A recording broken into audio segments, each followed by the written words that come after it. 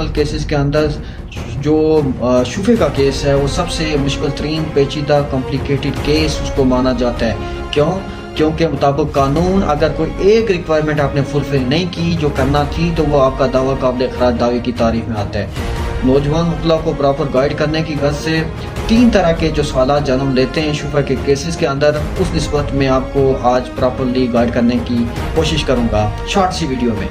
एक मसला जो एक सवाल जन्म लेता है, एक क्वेश्चन अराइज होता है कि तलब इशात जो होता है जिसमें आपने 2 विटनेसेस को की मौजूदगी में जिसने प्रॉपर्टी जिस शख्स ने खरीद की परचेज की उसको आप नोटिस भेजते हैं 2 विटनेसेस की मौजूदगी में।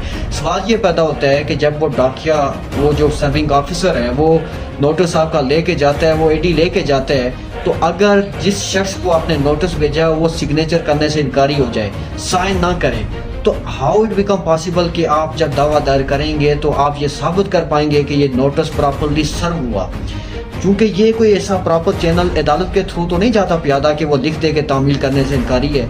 तो ये यहाँ पर एक क्वेश्चन अराइज होता है कि अगर वो शख्स जिसको आपने नोटिस भेजा वो उस पर सिग्नेचर ना करे, देन आप क्या कर सकते हैं? आप क्या तलब इशात को साबित कर सकते हैं? क्योंकि ये 3 जो रिक्वायरमेंट्स हैं तलब्स हैं उनको आपने साबित करना होता है। अगर एक रिक्वायरमेंट भी आपने फुलफिल नहीं की तो आपका दावा जो है वो खारिज हो सकता है। तो फिर आप कैसे साबित करेंगे? आपने साबित करना है उस पोस्ट जो मेन है जो डाकिया है उसको आपने एज अ विटनेस पेश करना होता है। अब इस निस्बत हमारे जो हाई कोर्ट की एक जजमेंट है केसला है CLC 2014 पेज 744, आपने क्या करना है कि उस पोस्टमैन को एज अ विटनेस आपने प्रोड्यूस करना होता है और फिर जब वो एज अ गवाह आकर पोस्टमैन कहेगा कि मैं गया था मौके पर, इसको बताया था, ये नोटिस आपका जो आपने भेजा था उस निस्बत इसको आगाही की थी, लेकिन इसके नॉलेज लाने के बाद जब इसने सिग्नेचर करने से इनकारी हो गया तो फिर मैं फलां तारीख को गया था और ये सिग्नेचर करने से इनकारी हो गया। ये एक शॉर्टली वो इतना सा बयान उसका होगा,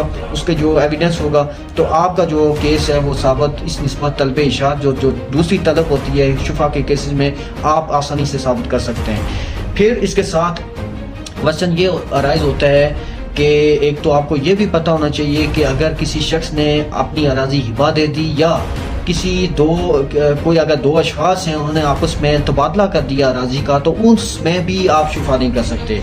क्योंकि एक तो आपको पता होना चाहिए जो सेक्शन 23 है इस एक्ट की वो बताती है कि कौन कौन सी प्रॉपर्टी किन किन केसेस में आप शुफा नहीं कर सकते। जैसे अगर किसी गवर्नमेंट ने किसी प्रॉपर्टी को अक्वायर किया हो या फिर कोई वक्फ प्रॉपर्टी आपने की हो तो उसमें शुफा नहीं हो सकता। लेकिन इसके अलावा और भी कोई ऐसी प्रॉपर्टीज़ हैं जिसमें आप शुफा नहीं कर सकते, जैसा कि अगर किसी ने हिबा दिया हो या किसी ने तबादला किया हो किसी दूसरे शख्स के साथ। इस निस्बत भी CLC 2014 पे जो है वो 1819 हमारी रहनुमाई करती है।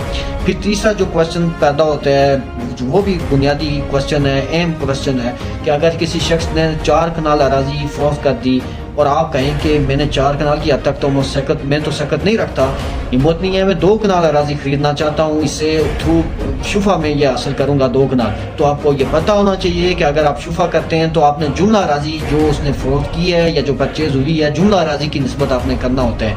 ये जो पार्शली आप करने की निस्बत अगर इस तरह की कभी अगर गलती आपने की तो आप जो है वो आपका दावा तब भी काबिल खराज दावे की तारीख में आएगा। CLC 2001 पेज 1447 1447 इस निस्बत हमारी रहनुमाई करता है। तो ये जो बुनियादी जो सवालात थे और उनमें से सबसे जो इम्पोर्टेंट तलब इशात को लेकर है आपको पता होना चाहिए कि कभी भी कोई भी शख्स इनकारी हो सकता है सिग्नेचर करने से भी, तो आपने उसको कैसे साबित करना है मैंने आपको गाइड किया।